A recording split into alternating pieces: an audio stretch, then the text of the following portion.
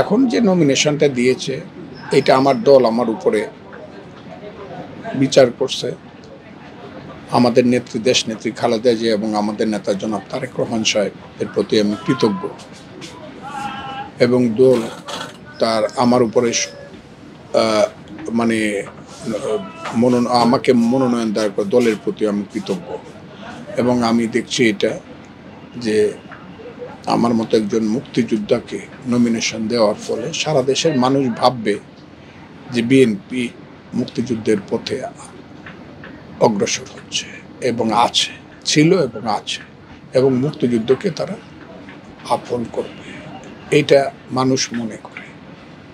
এবং আমি যদি দলের মনোনয়নে আল্লাহর রহমতে মানুষের দয়া এমপি হতে পারি, তাইলে মুক্তিযুদ্ধকে সমুন্নত রাখার জন্য সংসদে আমি সব চেষ্টা করব।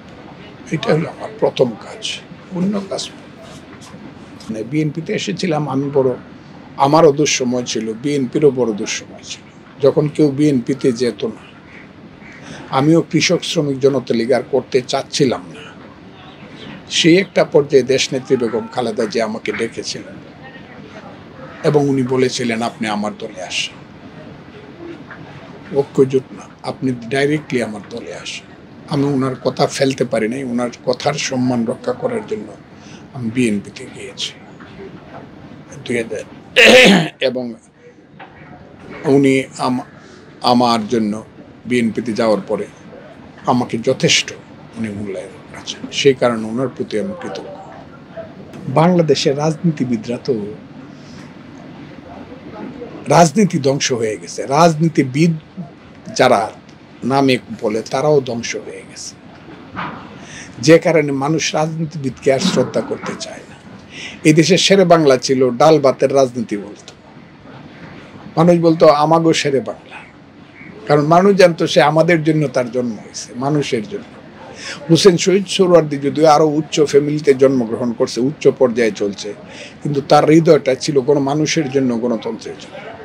তারপরে মৌলানা ভাসানী ছিল, আমি মৌলানা ভাসানীকে দেখছি 75-এর আগে এবং পরে, ওনার জীবিতকালীন সময় শেষ দিকে শুধু একটা চৌকিতে ঘুমায় থাকতো, একটা খেতার উপরে, একটা সিরা বালিশের উপরে মাথা দিয়ে ঘুমায় থাকতো।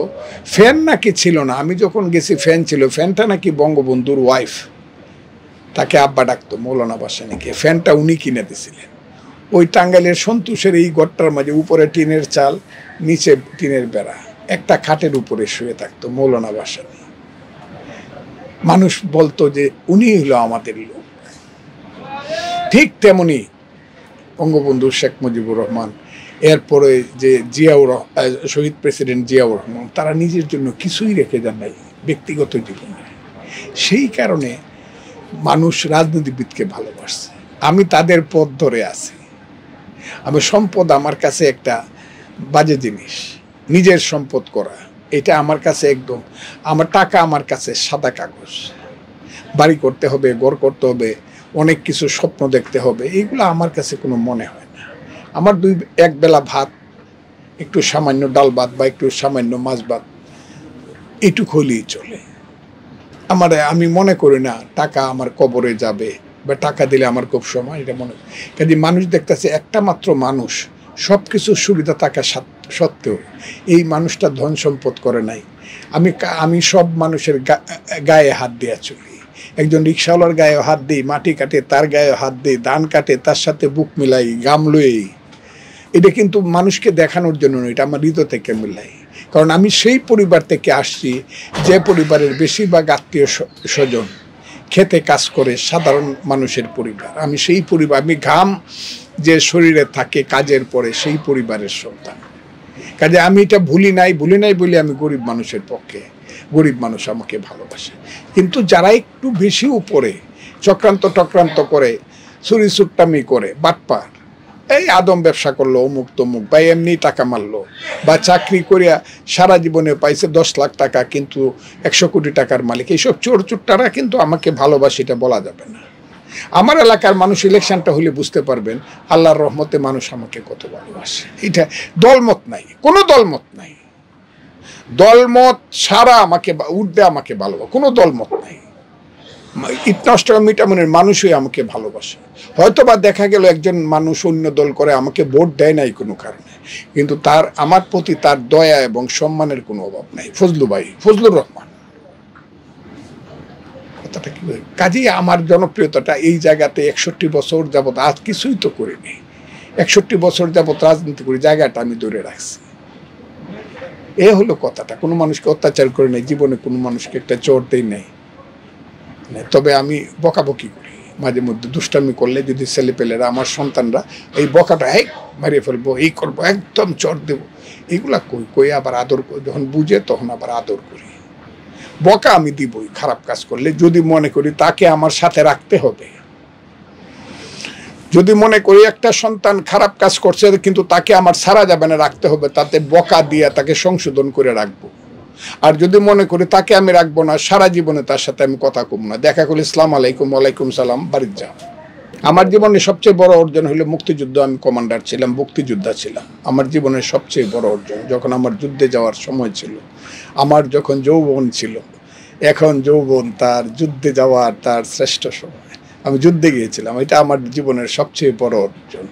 আর এখন সবচেয়ে বড় অর্জন হবে বাংলাদেশটা যদি স্বাধীন থাকে, কিন্তু কারণ বাংলাদেশটাকে এখন কালো শকুনেরা খামচে ধরেছে, যারা 1971 সনে বাংলাদেশের বিরুদ্ধে যুদ্ধ করেছিল, বাঙালির সেই সব কুসন্তানরা, যারা গোলাম আজমের নেতৃত্বে আলবদর রাজাকার বাহিনী সৃষ্টি করে দেশটাকে, যারা পাকিস্তান রক্ষা করার জন্য 2 লক্ষ মা বোনের ইজ্জত নষ্ট করেছিল, লক্ষ লক্ষ মানুষকে হত্যা করেছিল বুদ্ধিজীবী, তারা সেই শকুনেরা আবার খামচে ধরেছে বাংলাদেশ।